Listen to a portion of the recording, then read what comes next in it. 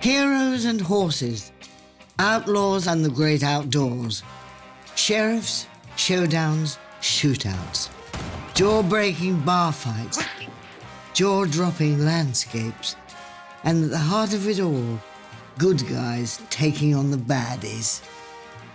These are just some of the elements that make a classic Western, the film genre that has been called one of the great American art forms. You can take any of the great dramas. Doesn't matter whether it's Shakespeare, doesn't matter whether it's Greek plays or what. You can always lay them in the West, and they somehow become alive, and this kind of passion in this drama. You can have patricide, every kind of side, you know, in a Western, and you can get away with it. Once upon a time in the cinema, about 1/5 of all Hollywood releases were cowboy films. It seemed that at some point every major Hollywood star pulled on a Stetson, saddled up, and if they were lucky, rode off into the sunset. And I've done my share, and I guess I've been lucky that some of those were the good ones. That's just great. And those big names meant that although the Westerns were as American as apple pie, they were box office hits across the world, creating a myth about the conquest of the Wild West that was as potent as hillbilly moonshine. I think really the Western is the pure movie. I think it uses the medium perhaps more than any other type of story. It's visual. Today, we're still sitting down to enjoy all those familiar elements we know and love. Elements which in this age of the Hollywood remake are sometimes very familiar indeed, made by directors who grew up as fans of the classics. So let's look back on some of cinema's most enduring Westerns, and those in front of and behind the camera who helped create them. And we start with Marion Morrison, who in 1930 changed his name to John Wayne for his first leading role, and then went on to become Hollywood's ultimate Western hero. I'm giving the orders, and you'll follow them, or we're splitting up right here and now. Well, sure, Ethan. Just one reason we're here, ain't it? That's to find Debbie and Lucy.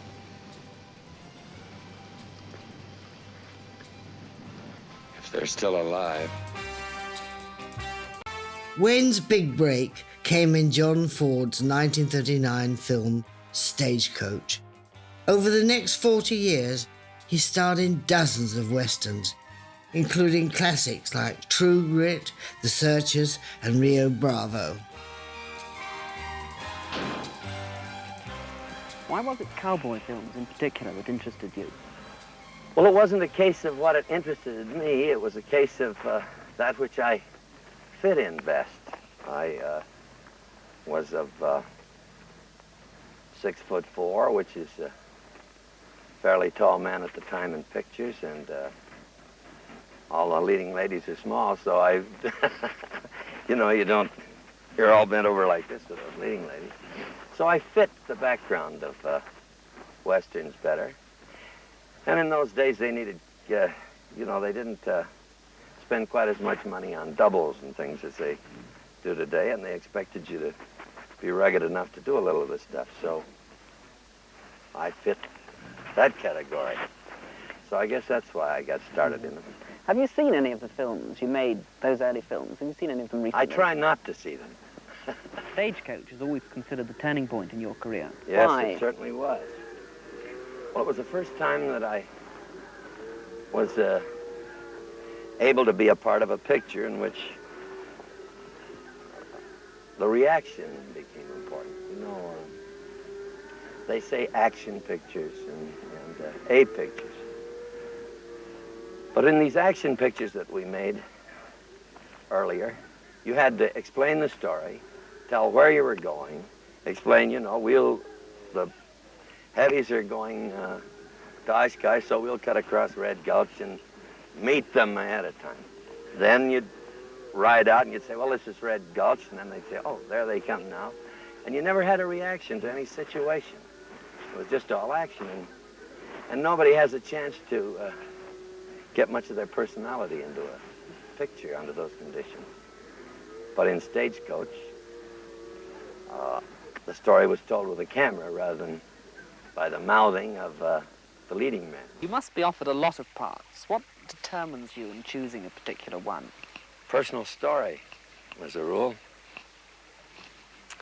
Sometimes you're stuck, you know, and it's getting time for an assignment to come up, and you accept stories that are not completed. But as a rule, whenever that happens, you run into a mess. But I haven't learned my lesson completely yet. I still do it on occasion. What parts would you downright refuse? Anything mean and petty. I think I've established a character on the screen that may be rough, may be cruel, may have a different code than the average person, but it's never been mean or petty or small. Over time, John Wayne came to symbolize a particular set of American values. Traditional and very conservative. Straight talking and absolutely no nonsense. If he didn't like something, he'll let you know, even if that something is an absolute cowboy classic. I read an interview that you gave, John, in which you said you objected to High Noon, to the film itself. You said it was un-American. I saw that film, and I guess a lot of people here in this audience would have seen that film, and I, for the life of me, can't see what's un-American about it. Well, a whole city of people that have come across the plains and suffered all kinds of hardships are suddenly afraid to help out a sheriff because 3 men are coming into town that are tough. Now he goes to them and pleads them, and he goes into the church, and for some reason the women are all sitting on one side of the church and the men are sitting all on the other side of the church, and he pleads his case. And the men say, no, no, no, and the women get up and say, you're yellow, you're cowards. I don't think that ever happens in the United States. Then at the end of the picture, he took the United States Marshal badge, threw it down, stepped on it, and walked off. I think those things are just a little bit un-American. Where High Noon is concerned, John Wayne is in the minority. Most consider it one of the greatest westerns ever made. It's possible there were some sour grapes involved in his reaction. The role of Marshal Will Kane was one that Wayne had actually turned down. Instead, it was, of course, Gary Cooper who would provide cinema with one of its most iconic images, striding through the town, alone, to face a gang of killers. The part won Cooper 1952's Academy Award for Best Actor. Here we join him, 7 years after High Noon, facing journalist questions instead of outlaws at a press conference in London. You're identified with the hero of the Western, who's a rather peculiar individual because he's really a sort of fairy tale character, isn't he? Well, I happen to be born in the West, Montana, which is the northwest part of the country. It was the state in which the last of the wild buffalo were found. I knew as a boy some of the real old characters of the West, and like every boy raised out anywhere west of the Mississippi, he wanted to be a cowboy and dressed the part of a cowboy when he had a chance. He was fortunate enough to live on a ranch and have horses to ride. He had them. He spent his dough like the old-time cowboy did. His first dough on a good saddle, the best he could buy. And I don't know, maybe that has something to do with... But all this is really a very romantic attitude to the Western hero. It's all part of the law that the hero doesn't shoot anyone in the back, that he doesn't make improper advances at the heroine, you know. This is all slightly unrealistic and romantic. Is there any truth in this? Were Western heroes really like this? Well, the cowboy, reputedly, he was a pretty rough character, and he wasn't always the cleanest character in the world. He lived a rough life by, he was, the roof over his head most of the time was nothing but the stars and the blue sky in the daytime. But when he came to town, the towns in the early days were pretty rough places too, and working with large herds of cattle is not the cleanest business in the world. In spite of that, maybe if you stepped away from him a few paces, he was a pretty romantic-looking character. And the way he sat a horse, and the horses they used, and the work they did itself was a pretty picturesque and something of great movement. It has to do with your earlier question about the popularity of Westerns. I personally think, and I think about everybody in the world will agree with me, that one of the most beautiful sights in the world is a running horse. A running horse with a man sitting on a horse that sits on it real pretty and like he belongs there is always a nice sight.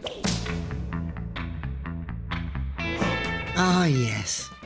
A cowboy's relationship with his horse is fundamental to the Western. The hero's prowess as a rider almost as important as his skills with his gun. The sound of thundering hooves driving the audience's quickening pulse rates through many a chase scene. Henry Fonda appeared in many of the great Westerns, including several directed by John Ford, so you'd expect him to be an accomplished rider. Right? Wrong. I don't like horses. I don't like riding. They have to pay me a lot of money to get me on a horse. I'm scared to death. It's dangerous. You can get killed. Killed? A man can get killed? Yes, sir. Well, that's so disappointing. I mean, that's really shattered my image. That's terrible. But you have no idea what it would be like, and I'll tell you a funny story and why I don't like to work with horses. I don't even remember the name of the film, but anyway, there's a posse about to be sent out after the bad guy. And we're in the Western street, half a dozen or more of us, 10 of us, I guess. And finally, okay, we've had this decided, we'll go. Now, across the street are the 10 horses that are all tied up at the rail. And 10 men have to go over and mount the horses and ride off up the street in one shot. The camera just goes like this. It took 2 days. Because those horses hadn't read the script, and they didn't. And you know, and you could, I've almost got to get up. Can I get up? Please do, yes, indeed. You know, your horse there, you got to get the bridle away from the rail, and you get the bridle up there, and then get your foot in the stirrup, and then you swing. But if the horse moves himself over that way, and this is what happened to me, I swung up, but he went that way, and I'm up in the air, and I went right straight. I mean, a series of things like that can discourage you about working with horses. Perhaps Fonda would have had a happier time in the saddle if he'd done what his friend and fellow Western star James Stewart did, because Stewart always stuck to the same horse, who went by the name of Pie.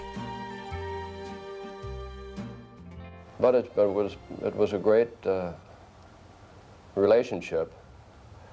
The horse has got to be almost 30 years old. He never belonged to me, but his owner got so that she would just let me use him. And it was an amazing horse. And unbeknownst to me, Hank Fonda, who is an excellent painter, I don't know whether too many people know it or not, but he's an outstanding painter, not only in oil, but watercolor, it's etchings, and amazing. unbeknownst to me, during the shooting the picture, he'd been painting a horse of my a picture of my horse, Pi. And at the end of the picture, he brought the painting over and gave it to me at the house. I have it in the library now. And the day after he gave me the picture, the horse died.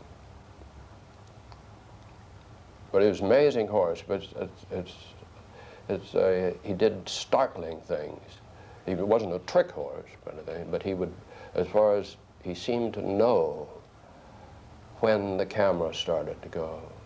He seemed to know when I would just say to him, I talked to him like I would to a person, and he seemed to know.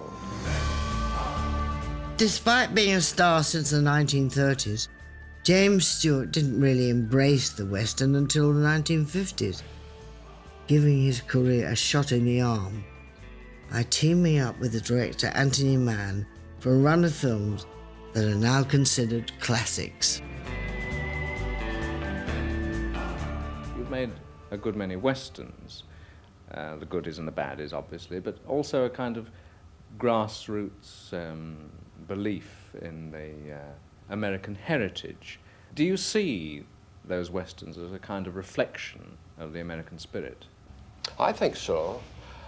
I think that's one of the reasons why the Western has, over the years, been more consistent as far as being accepted by the public than almost any other type of film. I think really the Western is the pure movie. I think it uses the medium perhaps more than any other type of story. It's visual. We always used to joke about a Western script is just half as thick as the other script because nobody says anything. Well, of course, that's an exaggeration, but in a way, it's true. It's a visual story of really a very exciting, adventurous, and important time in the history of our country. The first of James Stewart's Westerns with Anthony Mann was Winchester 73.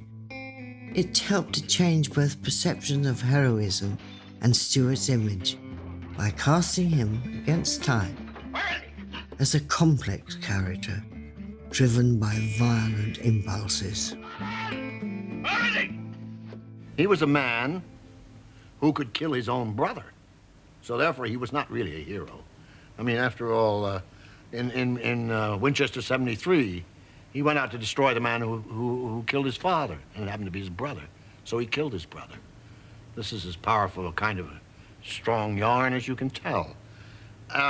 Actually, it was a man with a purpose, really, more than just a hero. He was a man who said, I want to go from here to here, and did, even though a million things could happen in between that. He always got there. This is, and so therefore you don't need to necessarily say it's a hero, but you say it's a man with a purpose. And the man with a purpose who gets somewhere. I think this is also something that's very, that audiences love to see, because they love to see people who accomplish something, as opposed to so many people who don't have the chance or given the opportunity to accomplish something. Therefore, I think in that sense, it's not really so much a hero, but you can call him a hero. I always felt that in a lot of them, it was the plodding, determined man who had plenty of human weaknesses, but through it all, finally made a go of it and got away with it. I never really went much deeper than that. It was pretty much, you have the script, get the script down to size, get it tight, and then get out on location and get the excitement, get the vitality up there on the screen and make it believable. Broken Arrow, which you made in the 50s, was one of the first Westerns which invited the audience to sympathize with the Indian, so that you were part of the growing of the adult Western, weren't you? Were you happy to see the balance redressed to some extent? Yes, I think that was a little ahead of its time. The Indian came out on top for a change. I married a little Indian girl, Sincere, and a little girl by the name of Deborah Pageant. And about 2 days before the picture was to start, somebody looked at her and she had sky blue eyes. And they said, gee, we can't have a blue-eyed Indian. And somebody said, fix it up. So they made contact lenses for the little girl, and this was sort of early when contact lenses weren't very popular and weren't made as well as it. But contact lenses with the brown painted on the cornea of the contact lens. And they were miserable to wear, and I remember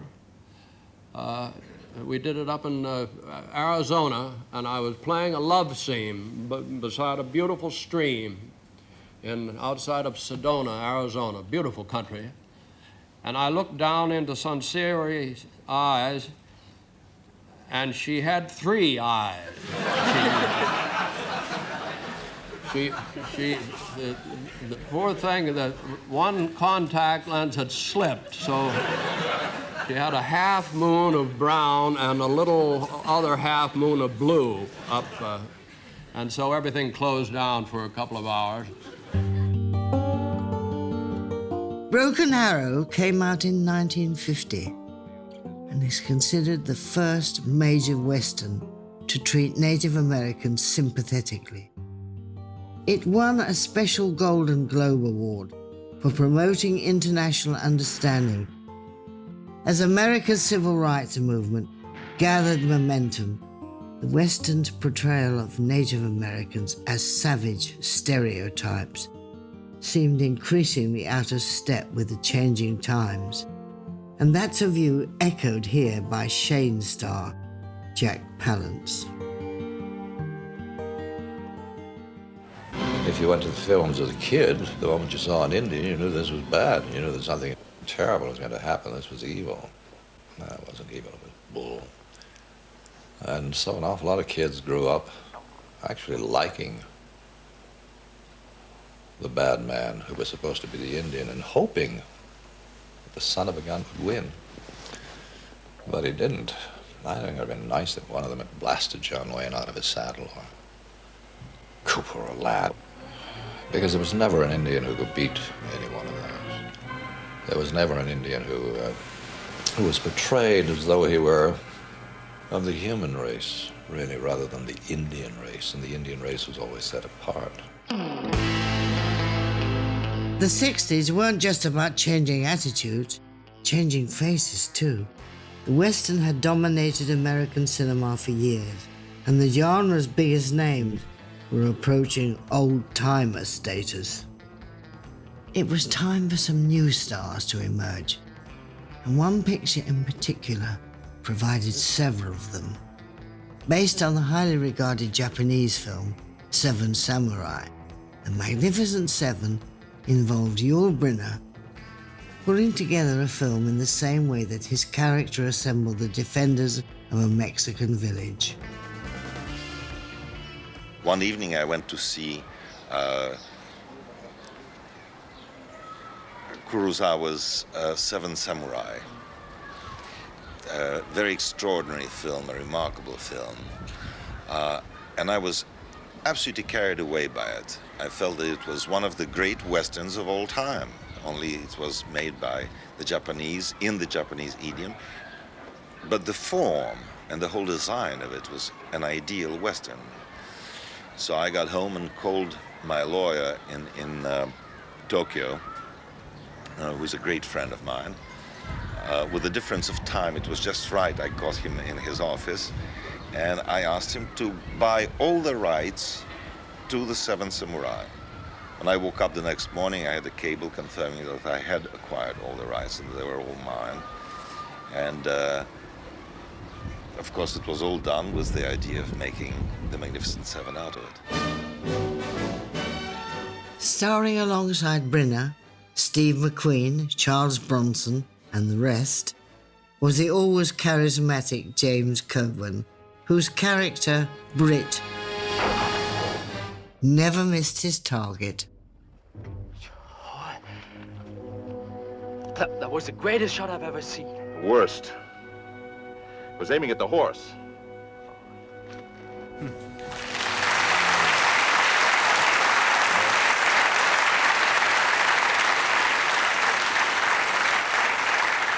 Was it a difficult film to follow? I mean, in fact, it set you up, surely, for stardom. But was it difficult? I mean, the part was so, I don't know, memorable. Well, the film itself, in the United States, it started on the West Coast. It had a general release and didn't receive that kind of a great acclaim. I was very disappointed with that. It wasn't until actually it came to Europe and floated around here, and it got, great play. Everybody loved it over here, and they finally came back to New York and then went back across the United States, and it's become kind of a classic. It's been all over the world. It plays, and it's strange to say that it's really probably made about 8 times the amount of money that Kurosawa's original Seven Samurai made, and it was truly a classic. Another superstar-making 60s classic came out at the end of the decade, the equally enduring Butch Cassidy and the Sundance Kid, directed by George Roy Hill with an Oscar-winning screenplay by William Goldman. It gave us one of the cinema's most perfect pairings, Paul Newman and Robert Redford. And I suppose the film, in fact, that did make it for you was in fact, Butch Cassidy, wasn't it? I mean, that was the film that really started that was the film that went out of whack. I mean, I had made films before. There was one film that was successful before that, in America anyway, but nothing to that degree where it got outsized. That film was a film that, for me, was very comfortable. The studio didn't want me in that film because I was not known. They were trying to have a star comparable to Paul to be with. And I practically did it for nothing, that film, because I just felt comfortable playing that role. So it was an enjoyable, I probably had more fun making that film than any film that I've made. It turns out Redford owed his casting to Joanne Woodward, otherwise known as Mrs. Paul Newman. I'd read the script long before it was ever done, maybe a year or so. As a matter of fact, Bill Goldman came down to Tucson where I was shooting a film, and he stayed there for about 3 or 4 days. And we just kind of talked it through and worked at it. And the next time that I saw the screenplay, Steve McQueen called me to his house and had the flu, said, "I've read this remarkable script." And he handed it to me, and I said, "I saw this script 1.5 years ago." And I don't know, that's history. Was McQueen at one stage going to play along with Yes. you in it? We tried to buy it. The two of you? Yes, and somehow they found out that Steve and I were interested, and the agent gave it to a friend of his at 20th Century Fox. And I heard Brando's name canvassed. Was that true? Yes, he was. Who was going to play the younger men? It didn't make any difference. I was prepared to play either part. Yeah. And how was Redford? Was it you who, in effect, gave Redford's career that nudge upwards, as it were? That was Joanne's idea. Ah, tell me about it. Nothing. She read the script and she said it's marvelous, and the only guy that can play it is Bob Redford. Other people don't remember it that way, but I remember it that way. I remember someone once showed me a memo in 20th Century Fox when Redford had completed part of it, saying, he is just another Californian blonde. Throw a beach board and you would hit 20 of them on any given day at Malibu. How wrong they were. Oh, we have a lot of fun together because we bounce off of each other very well. Did that happen straight away? Did you know each other already? No, never met him. Went back and ran some of his films, and then George Roy Hill and I went out and we had lunch with him. But I would have preferred to have played Sundance. Why? Oh, I don't know. I feel a little more comfortable with that cooled out kind of quality. So it's the better part, do you think? I suppose it's the easier part, yes. Ready? No, we'll jump.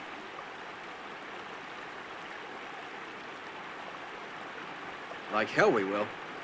No, it'll be okay. If the water's deep enough, we don't get swished to death. They'll never follow us. How do you know? Would you make a jump like that and you didn't have to?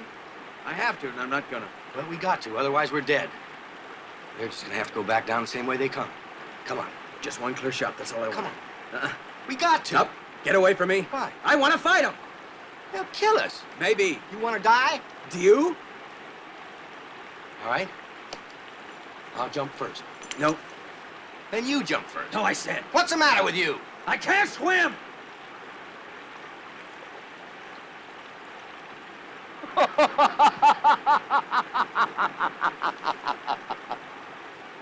Why, are you crazy?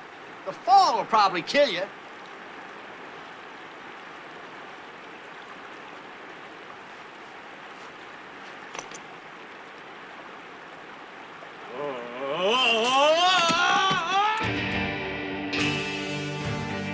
But it wasn't Newman, Redford, or Steve McQueen, or James Coburn who became the ultimate Western hero of the 60s, and who helped to reinvent the Western and drag it into the modern age, both as an actor and director.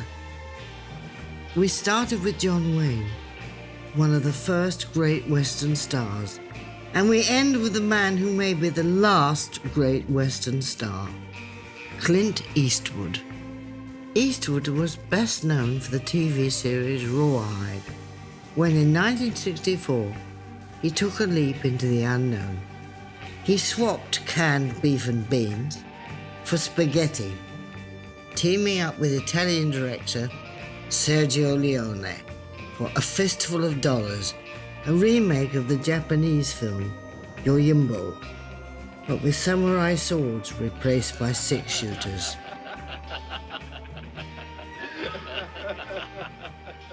I don't think it's nice, you laughing. You see, my mule don't like people laughing. It's the crazy idea you're laughing at him. Now, if you apologize like I know you're going to, I might convince him that you really didn't mean it.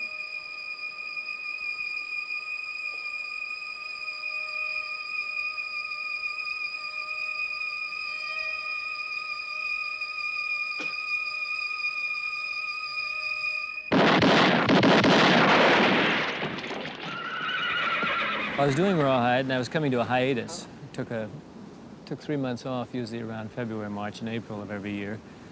And my agent in Los Angeles called me up in the William Morris office and asked me if I would like to go to Europe and make an Italian, German, Spanish co-production of a remake of a Japanese film in the plains of Spain, and I said not particularly.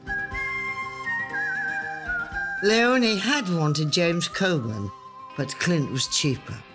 So for a few dollars less, he became the legendary man with no name. Also, a man of few words. The script was in English, very strange English, because it had been written by an Italian group of people who didn't speak English that well, especially English with what you'd call the Western kind of slang. It was like an Italian concept of what a Western slang would be. So that a lot of the dialogue was a little bit on the shaky side. So I liked it, though, and I felt that maybe a European approach would give the Western a new flavor, something, because I thought it had been in a very stagnant period at that point.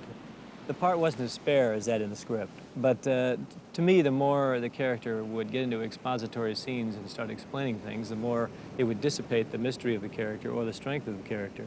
So we cut it down very lean, and Sergio Leone agreed that we'd try to make this guy a little bit unique. You're not quite sure who he is. You're not even quite sure he's the hero until 3/4 or halfway through the film. The typical Western done for many years was a hero rides into town, sees schoolmarm on the porch of the school, sees man beating horse, He interferes, hits man who's beating horse, and schoolmarm looks, and you know darn well what's going to happen at the end. You know, two people are going to get together, and it isn't the guy and the horse, you know.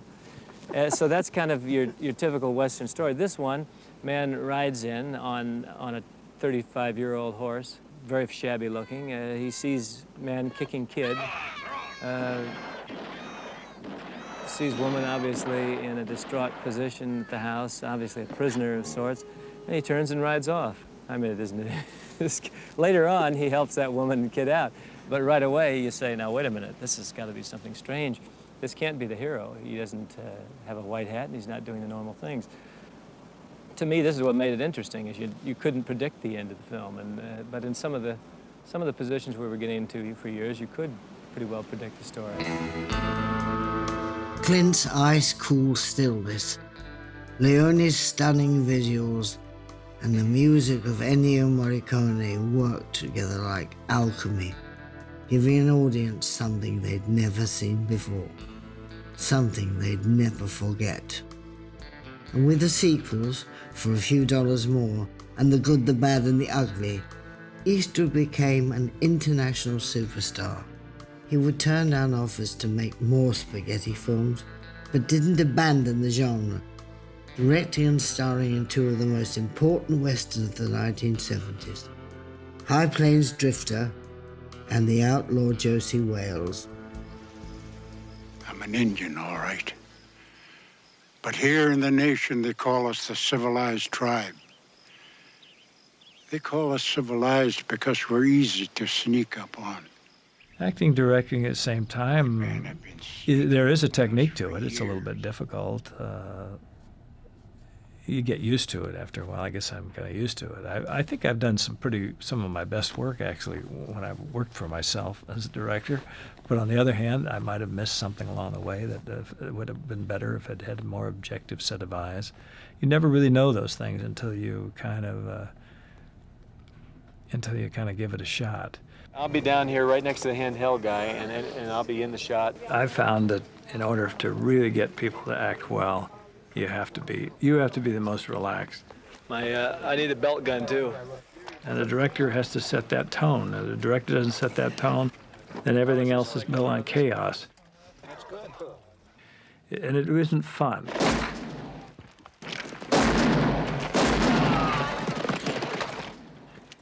The guys start coming in on the right, guys start coming in on the left. You don't even have to motion to them either. They just come in automatically. It's all been pre-planned, okay? In 1985, Eastwood starred in and directed Pale Rider, the most successful Western of the 80s at the box office.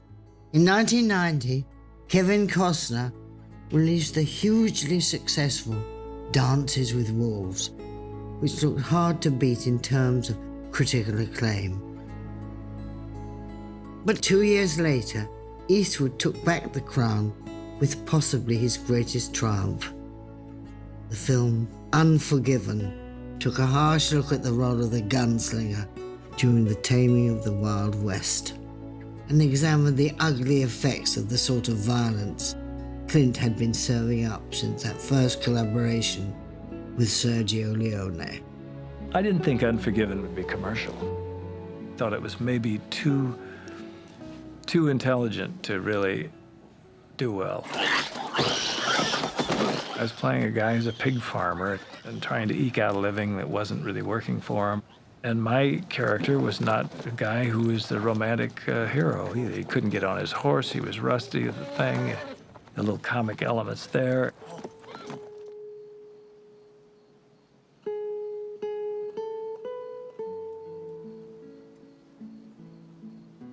It was a brilliant screenplay, one of the best I've ever seen as far as realizing all of the characters. But the part Gene Hackman played, he had human characteristics. He wasn't just a snarling, sniveling villain. He had romantic dreams about sitting on the porch. I'm building a porch here so I can sit up in the evening, smoke my pipe, drink coffee, and watch the sunset. Little Bill wants desperately to build this house, and I guess that's maybe the clue to his character, is the fact that if you do decent things in your life, that if you're building a house, for instance. That's a decent thing to do. That's what people should do.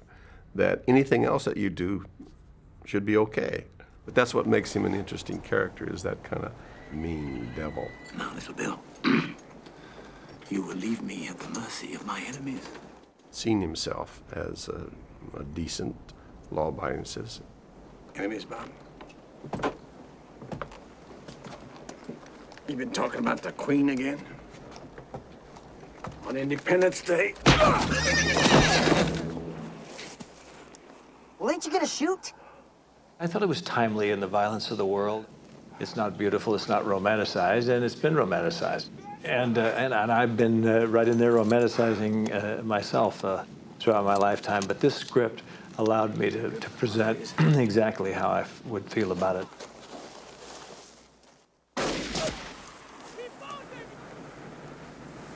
It's a hell of a thing, killing a man. You take away all he's got, and all he's ever gonna have. Yeah. Well, I guess they had it coming.